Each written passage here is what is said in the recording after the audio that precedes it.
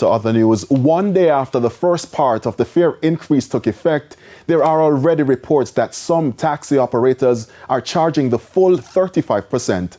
The Transport Authority has put out the table with the new fares. However, some transport operators have disregarded the table. Jamaica Maitland tells us how much you should be charged for taxi fare.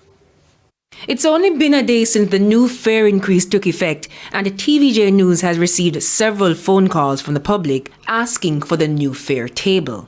They're complaining about being overcharged by drivers. But how much should you pay? According to the Transport Authority, the fare is calculated using a base rate plus the distance traveled multiplied by the rate per kilometer. Now take traveling from Half a Tree to Maxfield Avenue in St. Andrew, for example.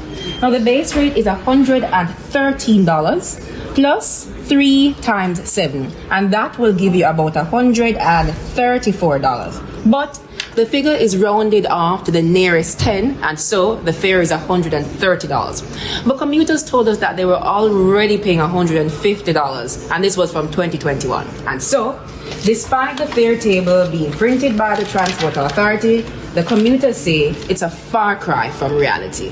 Over in St. James, it was a similar issue. President of the St. James Taxi Association, Dion Chance, is urging commuters to report instances of overcharging. Traveling public, if you go out there and you're overcharged, all I can say to you is that if you don't report it, nothing will be done. But report it and have the relevant authority, which is the Transport Authority and the police as the enforcers, take the necessary action. Drivers can also be charged. And the offense attracts a maximum fine of $100,000 for overcharging. Mr. Chance admits that there are issues with the current systems used to calculate fare increases, which may account for the lack of harmonization in the transport sector.